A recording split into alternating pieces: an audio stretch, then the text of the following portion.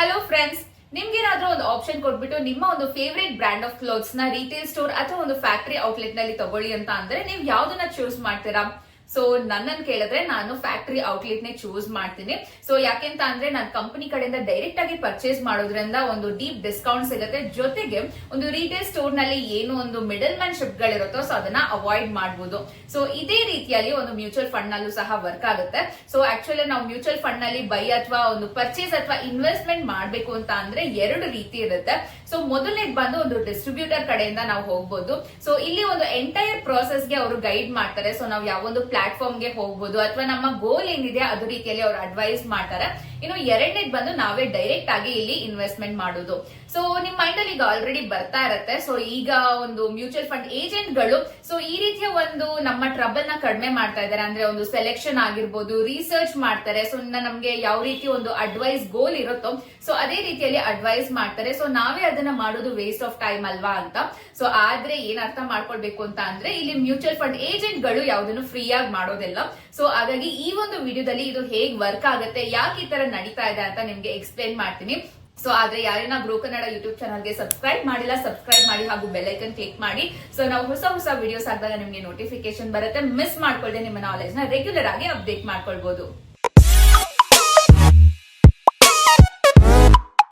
So generally ನೀವು ನಿಮ್ಮ life ನಲ್ಲಿ ಬಿಸಿ ಆಗಿರ್ತೀರಾ. ಸೊ ಹಲವು ಒಂದು ಮುಖಗಳು ಏನಿರುತ್ತೋ ಅದನ್ನ ಬ್ಯಾಲೆನ್ಸ್ ಮಾಡ್ಬೇಕಾಗಿರುತ್ತೆ. ಸೊ ನಿಮ್ಮ ಒಂದು ಕಾರ್ಪೊರೇಟ್ ಜಾಬ್ ಆಗಿರ್ಬೋದು, ಬಿಸ್ನೆಸ್ ಆಗಿರ್ಬೋದು, ಇನ್ನು ನಿಮ್ಮ ಹೆಲ್ತ್ ನ ಒಂದು ಕೇರ್ ಮಾಡೋದಾಗಿರ್ಬೋದು, ಸೊ ನಿಮ್ಮ ಫ್ಯಾಮಿಲಿಗೆ ಟೈಮ್ ಕೊಡೋದು, ಇನ್ನು ಹಲವಾರು ಒಂದು ಸೋಷಿಯಲ್ ಇಂಟರಾಕ್ಷನ್ಸ್ ಗಳಿರುತ್ತೆ.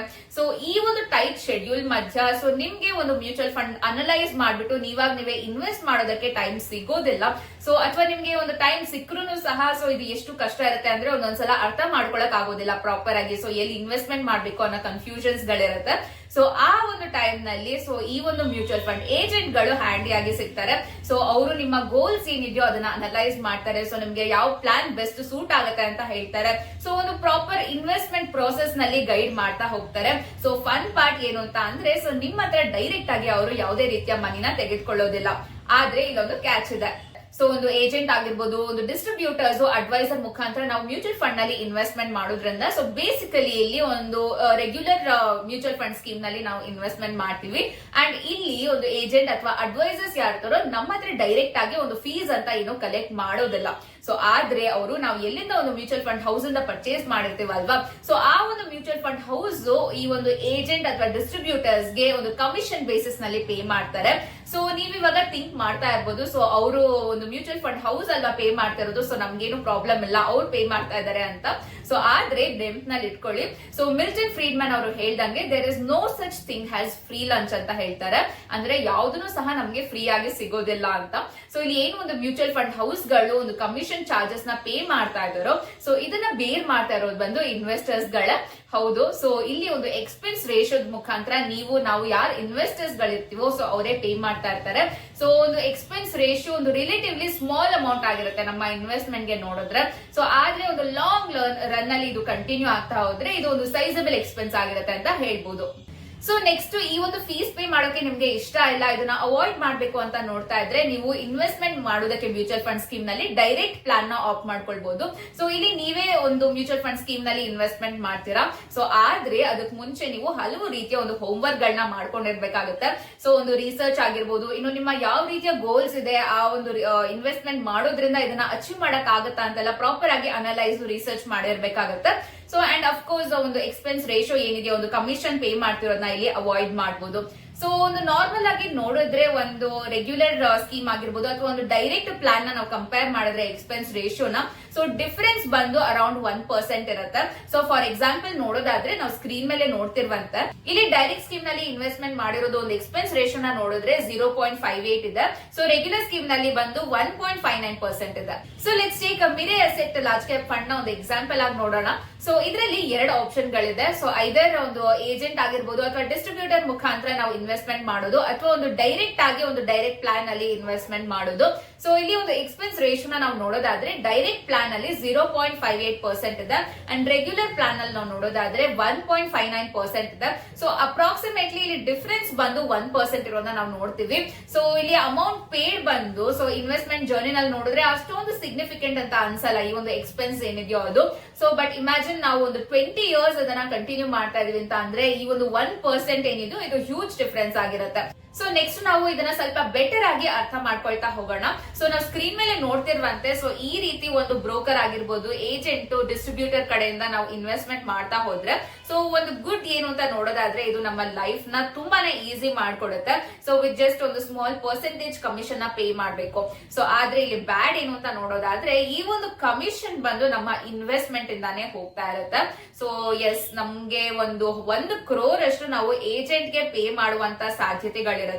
ಸೊ ಹೇಗೆ ಅಂತ ನಾವು ನೋಡೋದಾದ್ರೆ ಒಂದು ಎಕ್ಸಾಂಪಲ್ ಮುಖಾಂತರ ನೋಡೋಣ. ಸೊ ಇಲ್ಲಿ ಒಂದು 10 ಲಕ್ಷ ನಾವು 30 ವರ್ಷಗಳ ಕಾಲ ರೆಗ್ಯುಲರ್ ಮ್ಯೂಚುವಲ್ ಫಂಡ್ ಸ್ಕೀಮ್ ನಲ್ಲಿ ಇನ್ವೆಸ್ಟ್ಮೆಂಟ್ ಮಾಡ್ತಾ ಇದೀವಿ ಅಂತ ಅನ್ಕೊಳ್ಳೋಣ. ಸೊ ಮ್ಯೂಚುವಲ್ ಫಂಡ್ ಗ್ರೋತ್ ಬಂದು 15% ಇದೆ ಅಂಡ್ ಇಲ್ಲಿ ಏಜೆಂಟ್ ಚಾರ್ಜಸ್ ಬಂದು 1% ಎವ್ರಿ ಇಯರ್ ಇರುತ್ತೆ. ಸೊ ಎಸ್, ಇದೇ ತರನೇ ಇದು ವರ್ಕ್ ಆಗೋದು. So by end of 30 years ನಾವು ನೋಡೋದಾದ್ರೆ ಸೊ ರೆಗ್ಯುಲರ್ ಸ್ಕೀಮ್ ನಲ್ಲಿ ನಮ್ಮ ಹತ್ರ ಸೊ 5,09,50,158 ರೂಪಾಯಿ ಇರುತ್ತೆ. ಸೊ ಅದೇ ಒಂದು ಡೈರೆಕ್ಟ್ ಸ್ಕೀಮ್ ನಲ್ಲಿ ನಾವು ನೋಡೋದಾದ್ರೆ 6,62,11,771 ರೂಪಾಯಿಗಳಿರುತ್ತೆ. ಸೊ ಯಾಕೆ ಈ ರೀತಿಯ ಡಿಫರೆನ್ಸ್ ಅಂತ ನಾವು ನೋಡಿದ್ರೆ ಸೊ ರೆಗ್ಯುಲರ್ ಮ್ಯೂಚುವಲ್ ಫಂಡ್ ನಲ್ಲಿ ಸೊ ನಾವು 1,52,61,613 ರೂಪಾಯಿನ ಏಜೆಂಟ್ ಗೆ ಕಮಿಷನ್ ಆಗಿ ಕೊಟ್ಟಿರ್ತೀವಿ. ಸೊ ಆಶ್ಚರ್ಯ ಅನ್ಸ್ತಾ ಇದೆಯಾ ಸ್ನೇಹಿತರೆ? ಸೊ ಹಾಗಾಗಿನೇ ನಾವು ಡೈರೆಕ್ಟ್ ಮ್ಯೂಚುವಲ್ ಫಂಡ್ ನ ಸಜೆಸ್ಟ್ ಮಾಡ್ತೀವಿ. ಸೊ ಇದು ನಿಮ್ಮ ಒಂದು ಇನ್ವೆಸ್ಟ್ಮೆಂಟ್ ಬೆಳವಣಿಗೆಗೆ ಹೆಲ್ಪ್ ಮಾಡುತ್ತೆ. ಸೊ ನಾವೀಗ ನೋಡ್ದಂಗೆ ಏಜೆಂಟ್ ಗೆನೆ 1.5 ಕೋಟಿ ಅಷ್ಟು ಅಮೌಂಟ್ ಹೋಗ್ತಿರೋದನ್ನ ನೋಡಿದ್ವಿ. ಸೊ ಯಾರಿನ ಇನ್ವೆಸ್ಟ್ಮೆಂಟ್ ಸ್ಟಾರ್ಟ್ ಮಾಡಿಲ್ಲ, ನೀವು ರಿಸರ್ಚ್ ಮಾಡ್ಕೊಂಡು ಒಂದು ಡೈರೆಕ್ಟ್ ಫಂಡ್ ನಲ್ಲಿ ಇನ್ವೆಸ್ಟ್ಮೆಂಟ್ ಮಾಡೋದಕ್ಕೆ ಸ್ಟಾರ್ಟ್ ಮಾಡಿ. ಸೊ ಅದು ವೆರಿ ಗುಡ್ ಐಡಿಯಾ ಆಗಿರುತ್ತೆ. ಸೊ ಅಂಡ್ ಆಲ್ರೆಡಿ ಯಾರು ಒಂದು ಮ್ಯೂಚುವಲ್ ಫಂಡ್ ಸ್ಕೀಮ್ ಅಥವಾ ಪ್ಲಾನ್ ನಲ್ಲಿ ಇನ್ವೆಸ್ಟ್ಮೆಂಟ್ ಮಾಡ್ಬಿಟ್ಟಿದ್ದೀರಾ, ಈ ಒಂದು ಹ್ಯೂಜ್ ಅಮೌಂಟ್ ನೋಡ್ಕೊಂಡು ಸ್ವಿಚ್ ಆಗ್ಬೇಕು ಅಂತ ಬಯಸ್ತಾ ಇದ್ರೆ ಸೊ ಒಂದು ವೇ ಏನು ಅಂತ ಅಂದ್ರೆ ನಿಮ್ಮ ಒಂದು ರೆಗ್ಯುಲರ್ ಪ್ಲಾನ್ ನಲ್ಲಿ ಏನ್ ಯೂನಿಟ್ ಗಳಿದೆಯೋ ಅದನ್ನೆಲ್ಲ ಸೇಲ್ ಮಾಡ್ಬಿಟ್ಟು ಸೊ ಡೈರೆಕ್ಟ್ ಪ್ಲಾನ್ ನಲ್ಲಿ ಬೈ ಮಾಡೋದು. ಸೊ ಸಿಂಪಲ್ ಅನ್ಸ್ತಾ ಇದೆಯಾ? ಆದ್ರೆ ಅಷ್ಟು ಸಿಂಪಲ್ ಅಲ್ಲ ಇದು. ಸೊ ಯಾಕೆ ಅಂತ ಅಂದ್ರೆ ನೀವು ತುಂಬಾನೇ ಅನಲೈಸ್ ಮಾಡ್ಬೇಕಾಗಿರುತ್ತೆ ಎಕ್ಸಿಟ್ ಲೋಡ್ ಬಗ್ಗೆ. ಸೊ ಒಂದು ಬರೀ ಫೀಸ್ ಅಂತ ಅಲ್ಲ, so in terms of time ನನ್ನು ಸಹ ನೀವು ತುಂಬಾನೇ ಅನಲೈಸ್ ಮಾಡ್ಬೇಕಾಗಿರುತ್ತೆ. ಸೊ ನಾವು ಪ್ರೀವಿಯಸ್ ಎಕ್ಸಾಂಪಲ್ ಅಲ್ಲಿ ನೋಡ್ದಂಗೆ ಎಕ್ಸಿಟ್ ಲೋಡ್ ಪೀರಿಯಡ್ ಬಂದು ಸೊ 365 ಡೇಸ್ ಫ್ರಮ್ ಇನ್ವೆಸ್ಟ್ಮೆಂಟ್ ಇರುತ್ತೆ. ಸೊ ಜೊತೆಗೆ ಒಂದು ಎಕ್ಸಿಟ್ ಲೋಡ್ ಸಹ 1% ಅಷ್ಟಿರುತ್ತೆ. ಆದ್ರೆ ಯಾವ್ದಾದ್ರು ಸಿಂಪಲ್ ವೇ ಇದೆಯಾ ಅಂತ ಯೋಚನೆ ಮಾಡ್ತಾ ಇದ್ದೀರಾ? So yes, of course. So ಈ ಒಂದು ಗ್ರೋ ಪ್ಲಾಟ್ಫಾರ್ಮ್ ಅಲ್ಲಿ ಸೊ ಈಸಿ ಆಗಿ ಒಂದು ರೆಗ್ಯುಲರ್ ಪ್ಲಾನ್ ಇಂದ ಡೈರೆಕ್ಟ್ ಪ್ಲಾನ್ ಗೆ ಸ್ವಿಚ್ ಆಗಬಹುದು. ಸೊ ನೆಕ್ಸ್ಟ್ ನಾವು ಅದನ್ನ ನೋಡ್ತಾ ಹೋಗೋಣ. ಸೊ ಫಸ್ಟ್ ನಿಮ್ಮ ಡ್ಯಾಶ್ ಬೋರ್ಡ್ ಗೆ ಹೋಗ್ಬಿಟ್ಟು ಅಲ್ಲಿ ನೀವು ಯಾವ ಒಂದು ಮ್ಯೂಚುವಲ್ ಫಂಡ್ ನ ಸ್ವಿಚ್ ಮಾಡ್ಬೇಕಂತ ಇದ್ದೀರಾ ಅಂದ್ರೆ ರೆಗ್ಯುಲರ್ ಟು ಡೈರೆಕ್ಟ್ ಪ್ಲಾನ್ ಹೋಗ್ಬೇಕಂತ ಇದ್ದೀರೋ ಅದನ್ನ ಸೆಲೆಕ್ಟ್ ಮಾಡಿ. ಅಲ್ಲಿ ಸ್ವಿಚ್ ಅಂತ ಕ್ಲಿಕ್ ಮಾಡಿ ನೆಕ್ಸ್ಟ್ ಸೆಲೆಕ್ಟ್ ಡೈರೆಕ್ಟ್ ಫಂಡ್ ಅಂತ ಇರುತ್ತೆ, ಅದನ್ನ ಕ್ಲಿಕ್ ಮಾಡಿ. ಸೊ ನೆಕ್ಸ್ಟ್ ಸ್ಕ್ರೀನ್ ನಲ್ಲಿ ನಿಮ್ಗೆ ಎಲ್ಲ ಲಿಸ್ಟ್ ಸಿಗುತ್ತೆ. ಸೊ ಯಾವ್ದಕ್ಕೆ ನೀವು ಸ್ವಿಚ್ ಆಗ್ಬೋದು ಅಂತ. ಸೊ ಅದರಲ್ಲಿ ಒಂದು ಸೇಮ್ ಮ್ಯೂಚುವಲ್ ಫಂಡ್ ಯಾವ್ದಿದೆಯೋ ನಿಮ್ಮ ಹತ್ರ ಅದ್ರ ಡೈರೆಕ್ಟ್ ಪ್ಲಾನ್ ನ ತಗೊಳ್ಳಿ, ಅಥವಾ ನಿಮ್ಗೆ ಒಂದು ಅಸೆಟ್ ಮ್ಯಾನೇಜಿಂಗ್ ಕಂಪನಿ ನಿಮ್ದು ಯಾವ್ದಿದೆಯೋ ಅಥವಾ ಒಂದು ಮ್ಯೂಚುವಲ್ ಫಂಡ್ ಹೌಸ್ ಯಾವ್ದಿದೆಯೋ ನಿಮ್ದು ಸೊ ಅದೇ ಒಂದು ಕಂಪನಿದು ಬೇರೆ ಒಂದು ಡೈರೆಕ್ಟ್ ಮ್ಯೂಚುವಲ್ ಫಂಡ್ ಸ್ಕೀಮ್ಸ್ ಗಳಿದ್ರೆ ಅದನ್ನು ಸಹ ನೀವು ಚೂಸ್ ಮಾಡಬಹುದು. ಸೊ ಇಲ್ಲಿ ನಿಮ್ಗೆ ಒಂದು ಸರ್ಚ್ ಬಾರ್ ಇರುತ್ತೆ. ಸೊ ನೀವು ಬೇರೆ ಒಂದು ಫಂಡ್ ಗಳು ಜಾಸ್ತಿ ನೋಡ್ತಿದ್ದೀರಾ ಅಂತ ಅಂದ್ರೆ ಅದರಲ್ಲಿ ನೀವು ಸರ್ಚ್ ಮಾಡ್ಕೊಂಡು ನೋಡ್ಕೊಳ್ಬಹುದು. ಇನ್ನು ನೆಕ್ಸ್ಟ್ ಸ್ಕ್ರೀನ್ ನಲ್ಲಿ ರೆಲೆವೆಂಟ್ ಡೀಟೇಲ್ಸ್ ಎಲ್ಲ ಇರುತ್ತೆ. ಸೊ ಅದನ್ನೆಲ್ಲ ಚೆಕ್ ಮಾಡ್ಬಿಟ್ಟು ಕನ್ಫರ್ಮ್ ಬಟನ್ ನ ಕ್ಲಿಕ್ ಮಾಡಿ. ಸೊ ಇನ್ನು ನೆಕ್ಸ್ಟ್ ಸ್ಕ್ರೀನ್ ನಲ್ಲಿ ಒಂದು ಫೈನಲ್ ಕನ್ಫರ್ಮೇಶನ್ ಕೇಳುತ್ತೆ ಸ್ವಿಚ್ ಆಗೋದಕ್ಕೆ ಅಂಡ್ ಕೆಲವೊಂದಷ್ಟು ಡಿಸ್ಕ್ಲೇಮರ್ ಕೊಟ್ಟಿರ್ತಾರೆ. ಸೊ ನಿಮ್ಗೆ ತಿಳಿದಿರ್ಬೇಕಾಗಿರುವಂತದ್ದು. ಸೊ ಅದನ್ನ ನೋಡ್ಕೊಂಡು ಓಕೆ ಸ್ವಿಚ್ ನೌ ಅಂತ ಬಟನ್ ಇರುತ್ತೆ. ಸೊ ಅದನ್ನ ಕ್ಲಿಕ್ ಮಾಡಿ. ಸೊ ಅದಾದ್ಮೇಲೆ ನಿಮ್ಗೆ ಇಲ್ಲಿ ಕನ್ಫರ್ಮೇಶನ್ ಮೆಸೇಜ್ ಸಿಗುತ್ತೆ. So switch to direct was successful ಅಂತ. ಸೊ ಈ ರೀತಿಯಾಗಿ ಡೈರೆಕ್ಟ್ ಪ್ಲಾನ್ ನಲ್ಲಿ ನೀವು ಈಸಿಯಾಗಿ ಸ್ವಿಚ್ ಆಗಬಹುದು ಅಂಡ್ 1% ಎಕ್ಸ್ಪೆನ್ಸ್ ಏನ್ ಫ್ಯೂಚರ್ ಅಲ್ಲಿ ಜಾಸ್ತಿ ಆಗ್ತಿತ್ತು ಅದನ್ನ ನೀವು ಸೇವ್ ಮಾಡಬಹುದಾಗಿರುತ್ತೆ. ಸೊ ಬಟ್ ಏನು ನೆನ್ಪಿನಲ್ಲಿ ಇಟ್ಕೊಳ್ಬೇಕು ಅಂತ ಅಂದ್ರೆ ಡೈರೆಕ್ಟ್ ಮ್ಯೂಚುವಲ್ ಫಂಡ್ ಪ್ಲಾನ್ ನಲ್ಲಿ ಒಂದು ಸ್ವಿಚ್ ಆಗೋದ್ರಿಂದ ಸೊ ಡೈರೆಕ್ಟ್ ಪ್ಲಾನ್ ಅಲ್ಲಿ ಫ್ರೆಶ್ ಒಂದು ಇನ್ವೆಸ್ಟ್ಮೆಂಟ್ ಆಗ್ತಿದೆ ಅಂತ ಟ್ರೀಟ್ ಮಾಡ್ತಾರೆ. ಸೊ ಹಾಗಾಗಿ ಕ್ಯಾಪಿಟಲ್ ಗೇನ್ ಟ್ಯಾಕ್ಸ್ ಗೆ ಲಯಬಲ್ ಆಗಿರ್ತೀರಾ. ಅಂಡ್ ಇಲ್ಲಿ ಶೇರ್ ಮಾಡಿರೋ ಮಾಹಿತಿ ಎಜುಕೇಶನಲ್ ಪರ್ಪಸ್ ಗೆ ಮಾತ್ರ ಯಾವುದೇ ತರದ ಬೈಸೆಲ್ ರೆಕಮೆಂಡೇಶನ್ಸ್ ಇಲ್ಲ. ಸೊ ನೀವೆಲ್ಲಾದ್ರೂ ಹೂಡಿಕೆ ಮಾಡಕ್ ಮುಂಚೆ ಪ್ರಾಪರ್ ಆಗಿ ಅನಲೈಸ್ ಮಾಡಿ ಡಿಸಿಷನ್ಸ್ ನ ತಗೊಳ್ಳಿ. Because stock market investment subject to market risk. ನಿಮ್ಮ ಡಿಸಿಷನ್ಸ್ ಗಳಿಗೆ ನೀವೇ ಜವಾಬ್ದಾರರಾಗಿರ್ತೀರ. ಅಂಡ್ ಇನ್ನ ಯಾರು ಗ್ರೋ ಕನ್ನಡ ಯೂಟ್ಯೂಬ್ ಚಾನಲ್ ಗೆ ಸಬ್ಸ್ಕ್ರೈಬ್ ಮಾಡಿಲ್ಲ, ಸಬ್ಸ್ಕ್ರೈಬ್ ಮಾಡಿ ಹಾಗೂ ಬೆಲ್ ಐಕನ್ ಕ್ಲಿಕ್ ಮಾಡಿ. ಸೊ ನಾವು ಹೊಸ ವಿಡಿಯೋಸ್ ಹಾಕಿದಾಗ ಮಿಸ್ ಮಾಡ್ಕೊಳ್ದೆ ನೀವು ನೋಡಬಹುದು. Thank you so much. Bye.